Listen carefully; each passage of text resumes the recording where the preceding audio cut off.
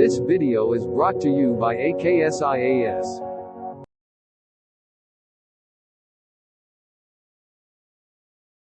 Centre cuts central excise duty on fuel prices. తెలుగులో చెప్పుకోవాలని అనుకుంటే బహుశా ఈ మధ్య బాగా అందరికీ ఇబ్బందికరమైనటువంటి వాతావరణంలో ఉన్న పెట్రోల్ ప్రైసెస్ ఇంకొంచెం ప్రాసతో మాట్లాడితే పెట్రోల్ మోత కేంద్రం కోత, right? We can say that much. So ఒక రకంగా మీరు చూస్తే there is lot of politics involved in this.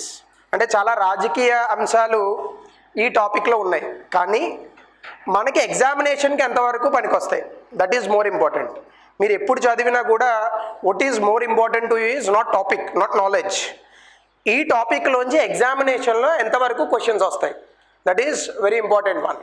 Okay, in that particular case excise duty అంటే ఏంటి ఫస్ట్ అది మనం అర్థం చేసుకోవాలి. రెండోది, how petrol prices are determined in India.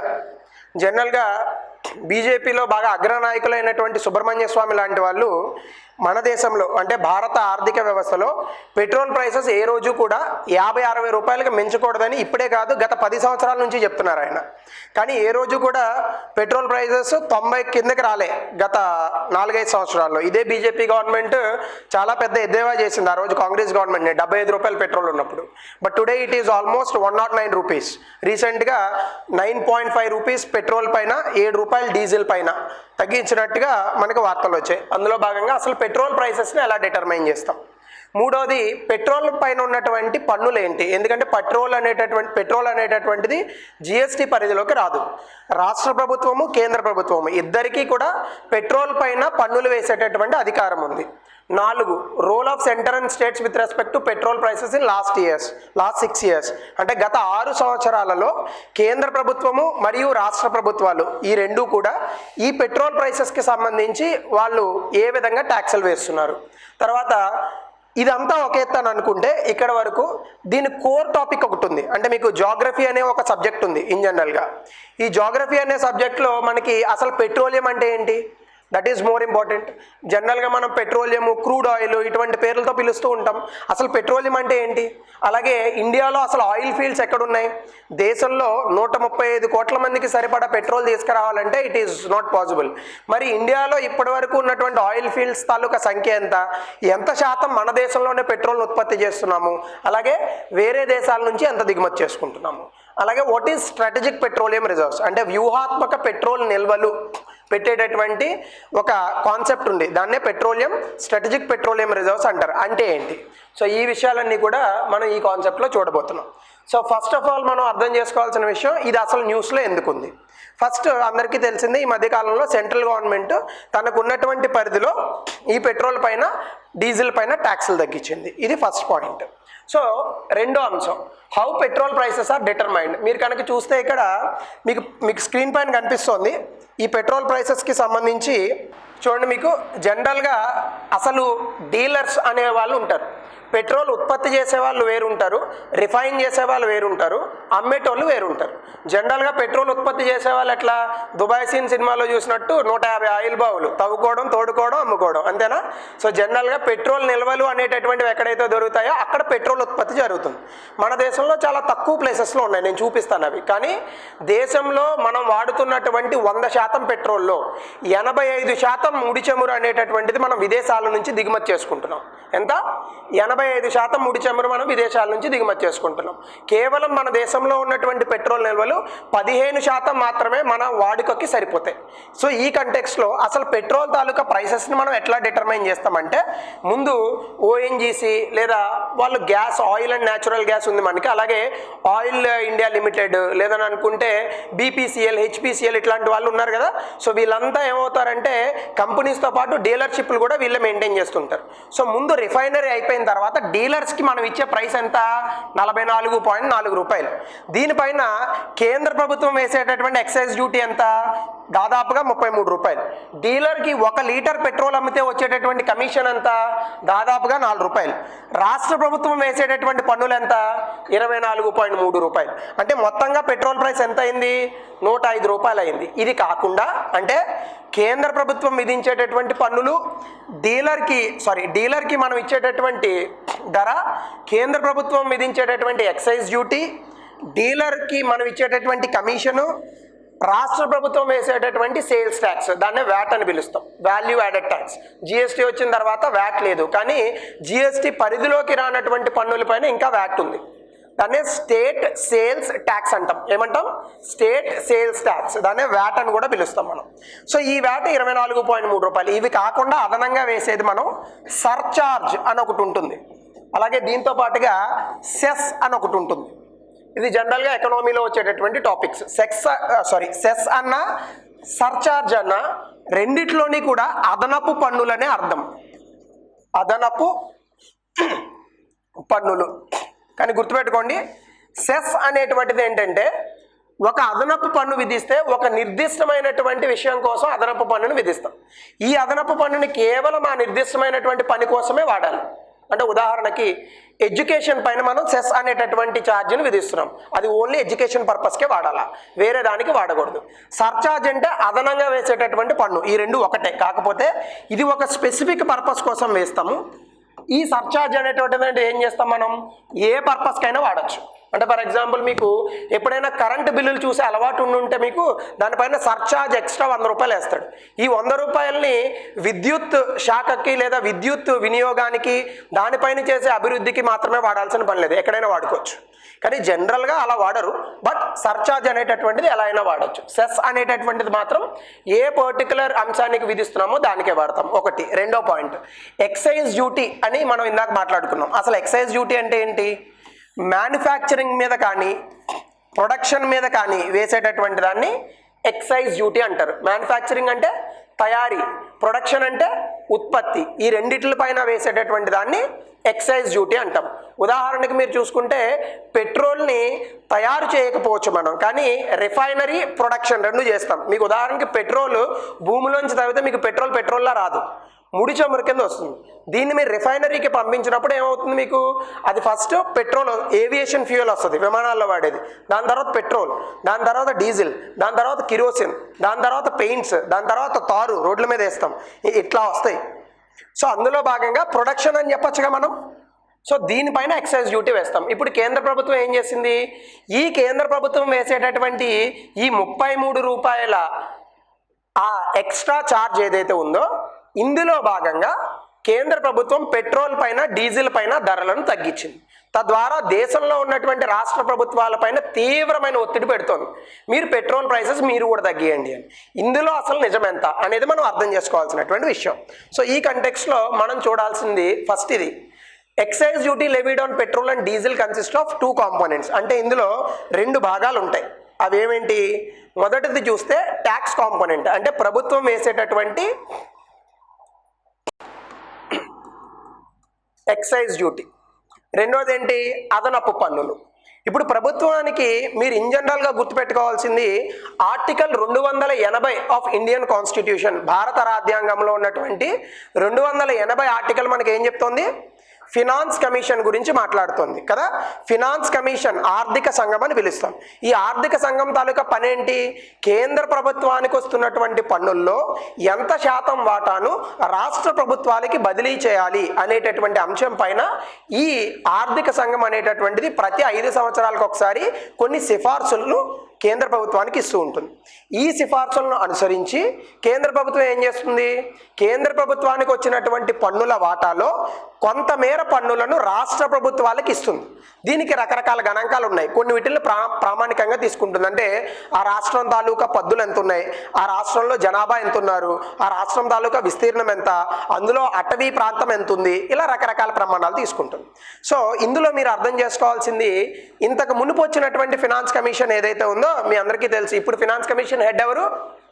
NK Singh. అంతకుముందు సో ఈ పర్టికులర్ వైవి రెడ్డి అంటారు ఆయన్ని. రైట్.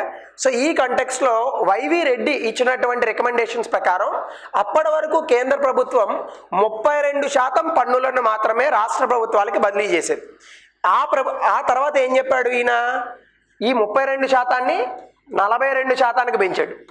అంటే కేంద్రానికి వచ్చేటటువంటి ప్రతి 100 రూపాయల్లో 42 రూపాయలు అన్ని రాష్ట్రాలకు పంచిపెట్టండి అనేటటువంటి ఒక నివేదికనిచ్చాడు. ఇది కూడా నేను ఇంతకు మునుపు లాస్ట్ వీక్ చెప్పినటువంటి క్లాసుల్లో భాగంగా కోఆపరేటివ్ ఫెడరలిజంలోకి వస్తుంది. రైట్. సమాఖ్య వ్యవస్థ, సహకార సమాఖ్య వ్యవస్థ మనం చదువుకున్నాం. సో ఈ కంటెక్స్ట్లో 42% కేంద్ర పన్నులు వాటా రాష్ట్ర ప్రభుత్వాలకు ఇవ్వండి అని సిఫారసు చేసింది. అయితే ఇప్పుడు ఉన్నటువంటి ఆర్థిక సంఘం దాన్ని 41% ఉందనుకోండి, అటు ఇటుగా కొంచెం దగ్గరగానే ఉంది. అయితే కొన్ని రాష్ట్ర ప్రభుత్వాలు ఏమంటాయంటే ఇప్పుడు మీరు పెట్రోల్ పైన వచ్చేటటువంటి ఈ పన్నులను తగ్గించారు కదా, ఈ తగ్గించడం వల్ల కేంద్ర ప్రభుత్వానికి ఎంత ఆదాయం కోల్పోతుంది, కేవలం 9.57 రూపాయలు డీజిల్ పైన పెట్రోల్ పైన తగ్గించిన కారణంగా కేంద్ర ప్రభుత్వానికి ఈ సంవత్సరం వచ్చేటటువంటి లాసు 2,20,000 కోట్లు. ఎంత? 2,20,000 కోట్లు. ఈ 2,20,000 కోట్లు కేంద్ర ప్రభుత్వం యొక్క ఆదాయం అని అనుకుంటే ఇందులో 40% అంటే దాదాపుగా 80,000 కోట్ల పైమాటే రాష్ట్ర ప్రభుత్వాలే జేబుకు చిల్లుబడేటటువంటి అవకాశం ఉంది. అయితే ఇప్పుడు కేంద్ర ప్రభుత్వం ఏం చెప్పిందంటే, మీరు అలా అనుకోవద్దు, ఇది మాకు వచ్చేటటువంటి పన్నుల వాటాలో తగ్గించట్లేదు. అంటే ఈ 9.5 రూపాయలు లేదా ఈ 7 రూపాయలు అనేటటువంటిది మేము ఈ కాంపోనెంట్లో తగ్గించట్లా. ఎక్కడ తగ్గిస్తున్నాము? సెస్ సర్ఛార్జ్లో తగ్గిస్తున్నాం. ఈ సెస్ సర్ఛార్జ్ నుంచి ఎన్ని వేలాది వేల కోట్లు వచ్చినా ఈ సెస్ అండ్ సర్ఛార్జ్ ఏదైతే ఉందో ఈ పర్టికులర్ రెవెన్యూ అనేటటువంటిది రాష్ట్ర ప్రభుత్వాలకి పంచదు కేంద్ర ప్రభుత్వం. అంటే ఈ రోజున కేంద్ర ప్రభుత్వానికి 2,20,000 కోట్లు నష్టం వాటిల్లేనా రాష్ట్ర ప్రభుత్వాలపైన ఏ రకమైన ప్రభావం పడే అవకాశం ఉందా? లేదు. ఎందుకు? ఈ సెస్ మరియు సర్ఛార్జుల నుంచి వచ్చేటటువంటి ట్యాక్స్ ఏదైతే ఉందో ఇది రాష్ట్ర ప్రభుత్వాలకి కేంద్ర ప్రభుత్వం పంచదు. ఏదైనా ప్రశ్నగా అడగచ్చు మిమ్మల్ని ఎగ్జామ్లో. Anything could be asked. Understand this point. So ఈ పర్టికులర్ కంటెక్స్ట్లో ఇప్పుడు మనం ఏం అర్థం చేసుకోవాలి? కేంద్ర ప్రభుత్వం నిజంగానే పెట్రోల్ మరియు డీజిల్ పైన ధరలను తగ్గించింది. మరి రాష్ట్ర ప్రభుత్వాలు తగ్గించాలా వద్దా? తగ్గించక్కర్లేదు కొన్ని రాష్ట్ర ప్రభుత్వాల ప్రకారం. ఎందుకు? కేంద్ర ప్రభుత్వం రాష్ట్ర ప్రభుత్వాలతో సంప్రదించకుండానే ఇంతకు ముందు 4-5 సార్లు ఈ పన్నులను పెంచింది. 4-5 సార్లు పన్నులు పెంచి తగ్గిస్తే మనకి ఫ్లిప్కార్ట్లో వచ్చే డిస్కౌంట్లా ఉంటుంది, అంతే కదా? 80% డిస్కౌంట్ పెట్టినా మనకి చివరికి వచ్చేది 20,000 రూపాయలే. 30% డిస్కౌంట్ ఉన్నా 20,000 రూపాయలే. 10,000 డిస్కౌంట్ ఉన్నా 20,000 రూపాయలే. కాకపోతే మనం పిచ్చోళ్ళం కాబట్టి వాడు బిగ్ బిలియన్ డేస్ అని అనగానే ఎగబడి కొంటూ ఉంటాం. ఇక్కడ కూడా కేంద్ర ప్రభుత్వం ఇదే జిమ్మికి వాడింది. ఏంటి? ధరలను అమాంతంగా పెంచి ఇప్పుడు తగ్గించినట్టుగా ఒక రకమైనటువంటి అడ్వర్టైజ్మెంట్ చేస్తుంది. రాష్ట్ర ప్రభుత్వాలు ఏమంటాయి? నువ్వు పెంచి తగ్గించావు, మేము అసలు పెంచలా, కాబట్టి మేము తగ్గించాల్సిన అవసరం లేదు. లాజికే, right? So this is what Telangana and other governments have been telling to the central government. ఇది ఒక విషయం. దీని తర్వాత taxes currently applied on petrol. ఇప్పుడు మనకి ఎగ్జామినేషన్లో ఏమో ఎదుగుతాడు, రాజకీయంగా మనకి ప్రశ్నలు రావు, బట్ కాంటెక్స్ట్ వస్తుంది. ఏంటి context? Excise duty by the center and states. ఒకటి, పెట్రోల్ పైన విధించబడేటటువంటి పన్నులు ఏంటి? రాష్ట్ర ప్రభుత్వము మరియు కేంద్ర ప్రభుత్వము విధిస్తున్నటువంటి పన్నులు. రాష్ట్ర ప్రభుత్వం విధించేటటువంటి పన్నుల్ని మనం సేల్స్ ట్యాక్స్ ఆర్ వ్యాట్ అంటాము. కేంద్ర ప్రభుత్వం విధించేటటువంటి పన్నుల్ని ఎక్సైజ్ డ్యూటీ అంటాం. Point number 1. పాయింట్ నెంబర్ 2, ఈ సెస్ అండ్ సర్ఛార్జ్ ఏవేవి కేంద్ర ప్రభుత్వం అప్లై చేస్తుంది? Agriculture infrastructure and development cess, అంటే వ్యవసాయ రంగానికి మౌలిక వసతులు మరియు అభివృద్ధి సెస్. దీనిపైన వచ్చేటటువంటి డబ్బుల్ని కేంద్ర ప్రభుత్వం దేనికి వాడాలి? కేవలం వ్యవసాయ రంగ అభివృద్ధికి మాత్రమే వాడాలి. Point number 2, road and infrastructure cess, అంటే రోడ్డు మరియు ఇన్ఫ్రాస్ట్రక్చర్ మౌలిక సదుపాయాలు లేదా అవస్థాపన సౌకర్యాలు వీటిపైన విధించేటటువంటి సెస్. ఇది కాకుండా సర్ఛార్జ్. ఈ 3 ఛార్జీలు వేస్తుంది. ఇప్పుడు కేంద్ర ప్రభుత్వం తగ్గించినటువంటి ధరలు ఏవైతే ఉన్నాయో అవన్నీ ఇందులో భాగం. ఇందులో మాత్రమే భాగం, ఇందులో భాగం కాదు. సో రాష్ట్ర ప్రభుత్వాలపైన ఏ విధమైనటువంటి తగ్గింపు చర్యలు ఉండబోవు. So this is the second point. అలాగే role of centre and states with respect to petrol. చూడండి, నేను ఇదే మీకు ఆల్రెడీ చెప్పింది. ఇది బ్లూ కలర్లో కనిపిస్తున్నటువంటి మ్యాటరు రాష్ట్ర ప్రభుత్వాలు పెంచినటువంటి లేదా వేస్తున్నటువంటి పన్నులు. కేంద్ర ప్రభుత్వం చూడండి, మీకు జనవరి 2016లో 35 రూపాయలు ఉంటే దాని తర్వాత తగ్గించి మళ్ళీ జనవరి 2020లో ఎంతకు పెంచింది? 46 రూపాయలకు పెంచింది. ఇప్పుడు ఏం చెప్తోంది? మేము తగ్గించామని చెప్తోంది. పాపం వీళ్ళని చూడండి, రాష్ట్ర ప్రభుత్వాలు గుండె కొట్టుకుంటుందా లేదా ఆగిపోయిందా అన్నట్టుగా ఉన్నాయి ఈ బార్లు. రైట్? అసలు ఎప్పుడు తగ్గించకుండా రాష్ట్ర ప్రభుత్వాలు కేవలం 16.2% మాత్రమే పెరుగుదలను చూపించాయి. సో ఆ పర్టికులర్ కంటెక్స్లో కేంద్ర ప్రభుత్వం ఫ్లిప్కార్ట్, అమెజాన్ మాదిరిగా బాగా ధరలను పెంచి డిస్కౌంట్ ఇచ్చినట్టుగా చిత్రీకరిస్తోంది. రాష్ట్ర ప్రభుత్వాలు పాపం రాష్ట్ర ప్రభుత్వాల్లో ఉండేటటువంటి వ్యక్తులకు లేదా ఉన్నటువంటి ప్రజలకు భయపడి ఏ రోజు కూడా పన్నులు పెంచేటటువంటి ప్రయత్నం చేయలేదు. కాబట్టి ఇప్పుడు రాష్ట్ర ప్రభుత్వాలు చెప్తున్నటువంటి పాయింట్ లాజికల్లీ కరెక్ట్. సో ఇది ఒక విషయం. నెక్స్ట్, అసలు పెట్రోలియం అంటే ఏంటి? క్రూడ్ పెట్రోలియం అనేటటువంటిది ఇది మీకు పూర్తిగా జాగ్రఫీ అనేటటువంటి కంటెక్స్లో మీకు వస్తుంది. సో క్రూడ్ పెట్రోలియం అనేటటువంటిది ఏదైతే ఉందో, క్రూడ్ పెట్రోలియం అంటే మీకు ముడి చమురు అంటాం కదా, క్రూడ్ ఆయిల్ లేదా క్రూడ్ పెట్రోలియం. ఇది 3 రకాలుగా ఉంటుంది. సాలిడ్ స్టేట్లో ఉండొచ్చు, లిక్విడ్ స్టేట్లో ఉండొచ్చు, గ్యాషియస్ స్టేట్లో ఉండొచ్చు. అంతేకాకుండా ఇది ఒక ఆర్గానిక్ ఆరిజిన్. ఆర్గానిక్ అంటే భూమిలో దొరికేటటువంటి ఒక వస్తువు అని అనుకోవచ్చు మీరు ఒక రకంగా చెప్పాలని అనుకుంటే. Yes, definitely petroleum is also a good, it's not a service. అలాగే it is found in sedimentary basins. జనరల్గా మనం చదువుకుంటాం ఇవన్నీ, metamorphic rocks, igneous rocks, sedimentary rocks. Sedimentary rocks అంటే ఏంటి? మన అందరం చనిపోయిన తర్వాత ఎయిదర్ మనల్ని పూడుస్తారు లేదా కాలుస్తారు. పూడ్చినా కాల్చినా మన తాలూకా ఎముకలు అనేటటువంటివి మళ్ళీ ఇదే భూమిపైన కలిసిపోవాల్సి ఉంటుంది. మనలో ఒంటిలో ఉన్నటువంటి ఎముకల్లో కాల్షియం అనేటటువంటిది ఉంటుంది, కార్బన్ అనేటటువంటిది ఉంటుంది. ఎప్పుడైతే ఇది భూమిలో కొన్ని లక్షల సంవత్సరాల పాటు ఉండిపోయిందో దాని నుంచి మనకి ఏమవుతాయి? ఇటువంటి కొన్ని సెడిమెంటరీ రాక్స్ అనేటటువంటివి వస్తాయి. అంటే కరెక్ట్గా చెప్పాలంటే మీకు ఇండియాకి హిమాలయాస్కి, అంటే ఇప్పుడు ఉన్నటువంటి హిమాలయాస్కి మధ్యలో ఒకప్పుడు తెతీస్ సీ అని ఒక భాగం ఉండేది. అది పూడికిపోయిన తర్వాత అందులో ఉండేటటువంటి చేపలు ఇంకా ఇతర జీవాలు ఇవన్నీ చనిపోయి హిమాలయాస్ కింద ఉండిపోయినాయి అని ఒక థియరీ ఉంది. అంటే మీరు కరెక్ట్గా హిమాలయాస్ కింద తవ్వాలే కానీ అద్భుతమైనటువంటి బొగ్గు దొరుకుతుంది. జనరల్గా బొగ్గు 3 రకాలు: యాంథ్రసైట్, బితుమినస్, అలాగే లిగ్నైట్, పీట్, 4 రకాలుగా ఉంటుంది. ఇందులో ఇండియాలో ఎక్కువగా దొరికేది బితుమినస్ కోల్. యాంథ్రసైట్ జమ్మూ అండ్ కాశ్మీర్లో రియాసి అనేటటువంటి ఒక ప్రదేశంలో దొరుకుతుంది, కానీ దానిపైన హిమాలయాస్ ఉన్నాయి. హిమాలయాస్ని పేల్చేసి దాని కింద తవ్వే ప్రయత్నాలు చేయకండి, అట్లాంటివి జరగవు. కాబట్టి జనరల్గా మనకి కోల్ కానీ, అంటే కరెక్ట్గా చెప్పాలంటే మనం ఎక్కువగా వాడేటటువంటి శిలాజ ఇంధనాలు అంటాం. ఈ శిలాజ ఇంధనాలు అంటే ఏంటి? శిలాజాల నుంచి తయారైనటువంటి ఇంధనాలు. శిలాజాలు అంటే మనం చనిపోయిన తర్వాత లేదా జీవాలు చనిపోయిన తర్వాత మిగిలే ఎముకల్నే శిలాజాలు అంటాం, అంతేనా? Simple thing. So it's organic origin, sedimentary బేసిన్స్లో ఎక్కువ కనిపిస్తాయి. అలాగే డిప్రెషన్స్ అంటే మీకు యాంటీక్లైన్స్, సింక్లైన్స్ అని చదువుకుంటారు మీరు. యాంటీక్లైన్స్ అంటే ఇలా పైకి లేచిన వాటిని యాంటీక్లైన్స్ అంటారు. అంటే ఉదాహరణకి మౌంటైన్స్ పైకి వస్తే యాంటీక్లైన్స్ అవుతాయి, కిందకి వెళ్తే సింక్లైన్స్ అవుతాయి. ఈ సింక్లైన్స్, డిప్రెషన్స్ లేదా ఇంతకు పూర్వం ఉన్నటువంటి నదులు లేదని అనుకుంటే సముద్రాలు, వీటిల్లో మనకి పెట్రోల్ నిల్వలు దొరుకుతాయి. అందుకే చూడండి, ఇండియాలో కూడా మీకు పెట్రోల్ ఎక్కడ దొరుకుతుంది? KG basin, Mumbai high, Kaveri basin అంతా నదులు, సముద్రాల దగ్గర దొరుకుతుంది, అంతేనా? నదులు, సముద్రం కలిసేటటువంటి చోట దొరుకుతుంది మనకి. సో ఇది ఒక పాయింట్. అలాగే ఇక్కడ మీరు చూస్తే వన్ మోర్ థింగ్, ఇది చూడండి, గ్యాస్, ఆయిల్, వాటర్ రిజర్వాయర్. ఇక్కడ జనరల్గా మీకు గ్యాస్, ఆయిల్ ఉంటే మనం ఏం చేస్తాం? ఇందులోంచి పైప్స్ వేసి మనం పెట్రోల్ అనేటటువంటి దాన్ని తీసుకుంటాం.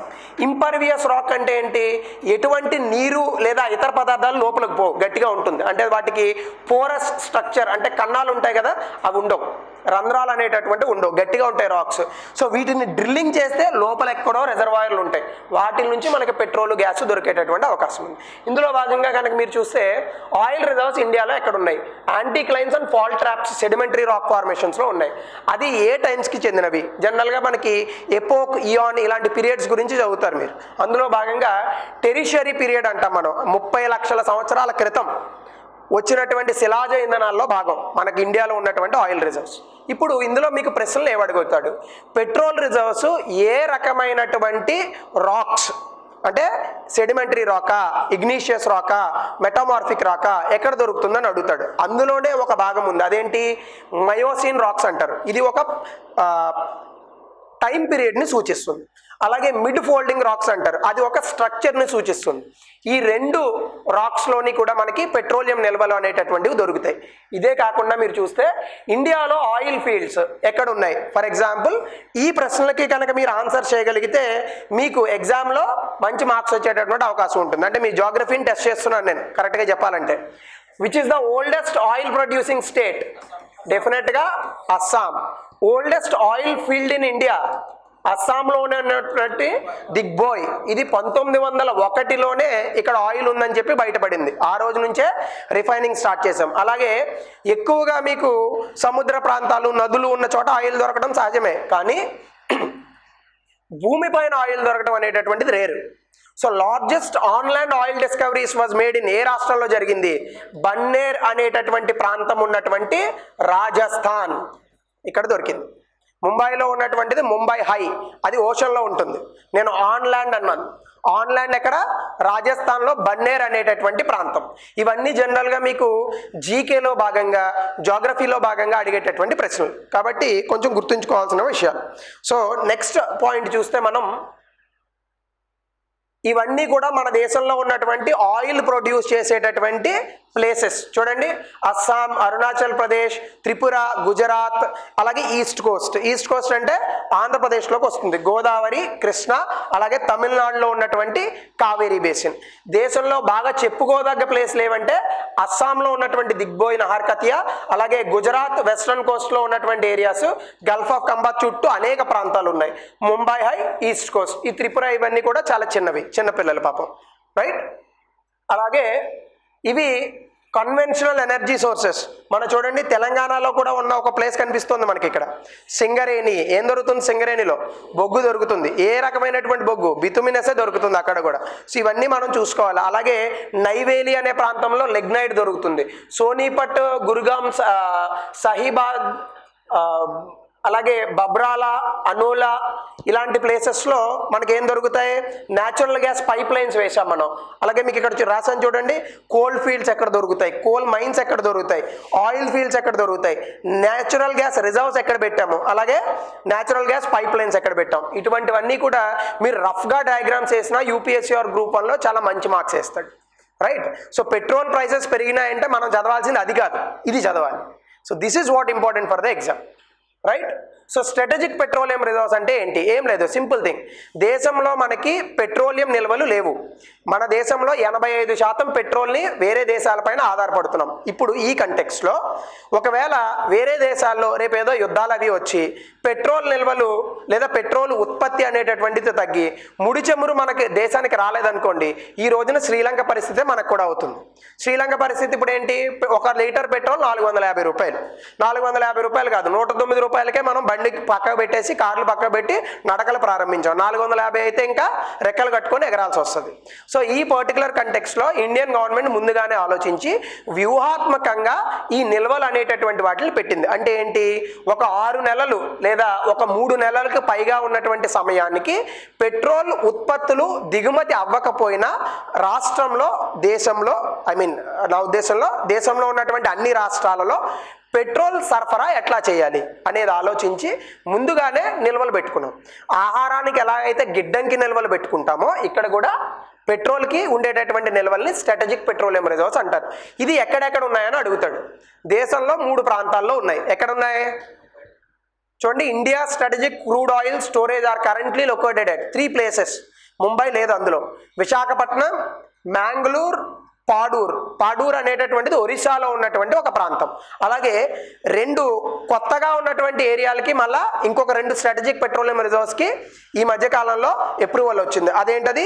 చండీకోల్, ఇది ఒడిశాలోనే ఉంది, పాడూరు కూడా ఒడిశాలోనే ఉంది. సో మొత్తంగా there are 5 places. Currently running places వచ్చి విశాఖపట్నం, మ్యాంగ్లూర్, అలాగే పాడూర్. ఈ 3 ప్లేసెస్లో స్ట్రాటజిక్ పెట్రోలియం రిజర్వ్స్ ఉన్నాయి. Very important question for this year prelims. Okay, so this is the topic. Strategic petroleum reserves ఉన్నటువంటివి చూడండి. ఇక్కడ మీకు విశాఖపట్నంలో 1.33 మెట్రిక్ టన్నులు. అలాగే Padur it's not in Orissa, I was mistaken, it's in Karnataka. It is in Karnataka. Chandikhol ఒడిశాలో ఉంది. So Padur is in Karnataka. 1.5 metric million టన్ ఉన్నటువంటిది మ్యాంగ్లూరులో, పాడూర్ అలాగే కర్ణాటకలో ఉన్నది 2.5 మెట్రిక్ మిలియన్ టన్నులు. కర్ణాటకలో ఎందుకు ఎక్కువ ఉన్నాయంటే అరేబియన్ సీకి కొంచెం దగ్గరగా ఉంటుంది, ఇంపోర్ట్స్ త్వరగా చేసుకోవచ్చు. విశాఖపట్నం అంటే చుట్టూ తిరిగి రావాల్సి వస్తుంది, మళ్ళీ అరేబియన్ సీ నుంచి ఇండియన్ ఓషన్లోకి వచ్చి మళ్ళీ బే ఆఫ్ బెంగాల్లోకి రావాలి. అలా కాకుండా కర్ణాటక అయితే ఈజీగా చేసుకోవచ్చు. So that is the reason. ఇవి మీకు ఉన్నటువంటి strategic petroleum reserves. This video is brought to you by AKSIAS.